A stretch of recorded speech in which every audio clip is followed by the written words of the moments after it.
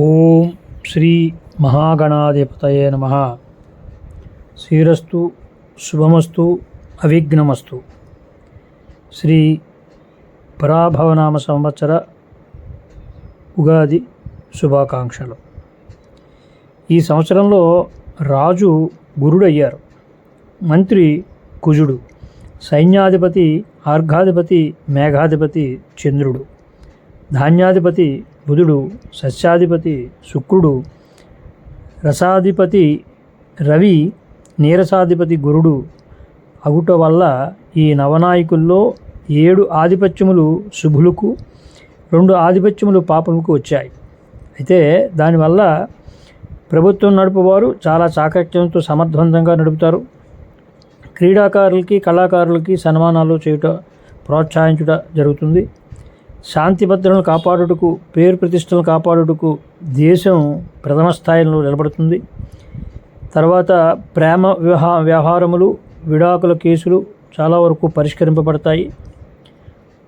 సినీ రాజకీయ రంగంలో ప్రముఖ వ్యక్తులకు ఆకస్మిక మరణాలు సంభవించడం జరుగుతుంది. ముఖ్యంగా ఈ పరాభవనామ సంవత్సరం వలన సూరుష్టి, అపరధాన్యాలు లభిస్తాయి. తర్వాత ముఖ్యంగా మనం గమనించవలసిన విషయం ఏమిటి అంటే 15/4/2026 నుండి 25/4/2026 వరకు, మరల 9/6/2026 నుండి 19/6/2026 వరకు గ్రహాలన్నీ కూడా రాహుకేతువుల మధ్య పడటం వల్ల కాలసర్పదోషం పడుతోంది. ఈ మధ్యకాలంలో విపరీత పరిణామాలు ఏర్పడతాయి. దొంగతనాలకి, దౌర్జన్యాలు, సైబర్ నేరాలు ఇవన్నీ కూడా పెరగడానికి అవకాశం కనబడుతుంది ముఖ్యంగా. అయితే ఈ పరాభవనామ సంవత్సరంలో మనం చేయవలసినది చాలా తీసుకోవాల్సిన జాగ్రత్తలు ఉన్నాయి. శ్రమ, భక్తి కలిపితేనే విజయం అనే సూత్రం ఈ సంవత్సరంలో బాగా కనబడుతుంది. మేషరాశి వారు ఆదాయం 11, వ్యయం 5, రాజభుజ్యం 2, అవమానం 4. ఈ సంవత్సరం వీరికి పోరాటం మరియు విజయం కూడా కలగలిపిన సమయం చెప్పచ్చు. ఉద్యోగంలో కొత్త బాధ్యతలు వస్తాయి. ప్రమోషన్ అవకాశాలు ఉన్నప్పటికీ కష్టపడి నిరూపించుకోవాలి. ఆదాయం పెరుగుతుంది, ఖర్చులు కూడా ఎక్కువ ఉంటాయి. కుటుంబంలో చిన్న చిన్న విభేదాలు వస్తుంటాయి. దాంపత్య జీవితం మిశ్రమంగా ఉంటుంది. మానసిక ఒత్తిడి ఎక్కువగా ఉంటుంది. వీరు హనుమాన్ చాలీసా మంగళవారం నాడు ఉపవాసం ఉంటూ హనుమాన్ చాలీసాని చదివినట్లయితే కనుక శుభం జరుగుతుందని చెప్పచ్చు. అలాగే వృషభ రాశి ఆదాయం 5, వ్యయం 14, రాజపూజ్యం 5, అవమానం 4. ఈ సంవత్సరం వీరికి స్థిరత్వం మరియు సంపద వచ్చేటువంటి అవకాశం కనబడుతుంది. ఆర్థికంగా బలపడతారు. ఇల్లు లేదా స్థలాలు కూడా కొను చేసుకొని చేసే అవకాశం ఉంది. వ్యాపారాలకి లాభాలు కలుగుతాయి. ప్రేమ వివాహాలు అనుకూలంగా ఉంటుంది. ఆరోగ్యంపై కొద్ది జాగ్రత్త అవసరం. పెట్టుబడులు దీర్ఘకాలంగా పెట్టుకుంటే చాలా మంచిది. అలాగే మిథున రాశి ఆదాయం 8, వ్యయం 11, రాజపూజ్యం 1, అవమానం 7. ఇది అవకాశాల సంవత్సరం అని చెప్పచ్చు. వీరికి ఉద్యోగం, వ్యాపారంలో ఎదుగుదల, విదేశీ అవకాశాలు రావచ్చు. ఆదాయం పెరుగుతుంది. ఖర్చులు అదుపులు ఉంచాలి. ఒత్తిడి వల్ల నిర్ణయాల్లో జాగ్రత్త అవసరం. గురువారం దత్తాత్రేయ స్వామి పూజ చేసుకోవటం మంచిది. కర్కాటక రాశి ఆదాయం 2, వ్యయం 11, రాజభుజ్యం 4, అవమానం 7.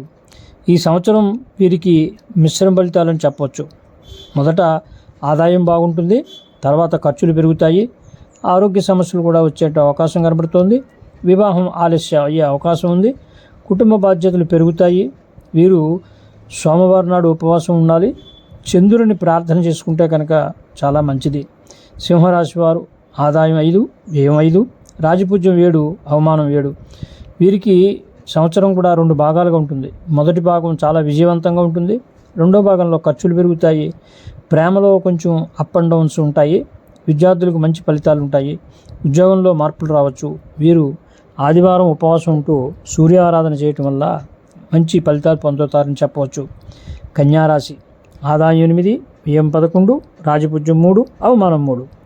వీరికి సంవత్సరం సవాళ్ళు ప్లస్ అవకాశాలు కనపడుతుంటాయి.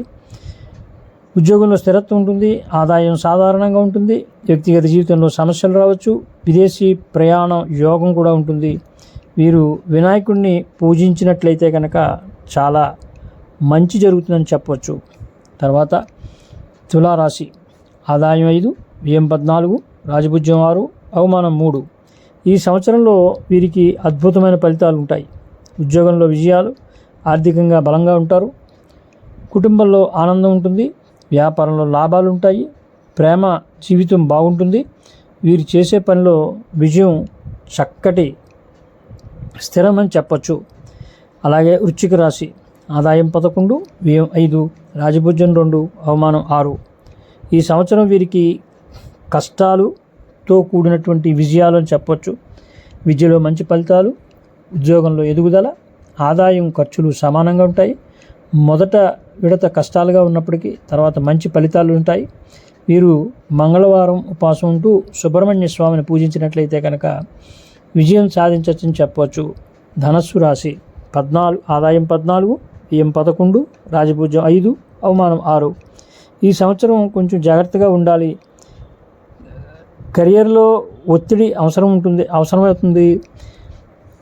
ఆదాయం సగటుగానే ఉంటుంది. పెట్టుబడులు వాయిదా వేయడం మంచిది.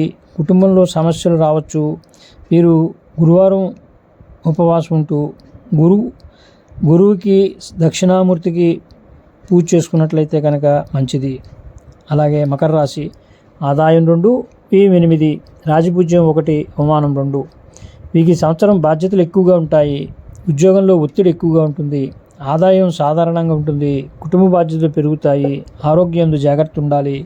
శనివారం శనీశ్వరుడికి నూనె ధూపం వెలిగించాలి. అలాగే వెంకటేశ్వర స్వామికి ఆరాధన చేసినట్లయితే కనుక వీరికి మంచి జరగచ్చు.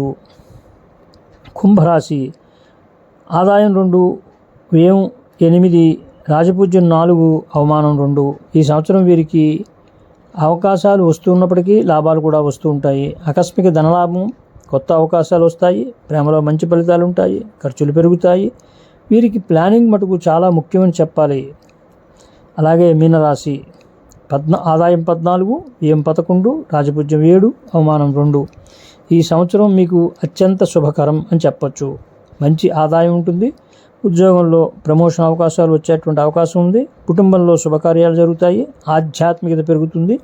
వీరు కూడా గురువారం పూజ చేసి ఉపవాసం ఉండి దక్షిణామూర్తికి కానీ సాయిబాబా కానీ ఎవరైనా గురువులకి పూజ చేసినట్లయితే కనుక మంచి అవకాశం కలుగుతుందని చెప్పవచ్చు. కానీ ఈ సంవత్సరం ఉగాది సంవత్సరంలో ఇది పరాభవనామ సంవత్సరం ఒక ముఖ్యమైన పాఠం చెప్తోంది. శ్రమ చేసిన వారికి దేవుడు తప్పకుండా ఫలితం ఇస్తాడు.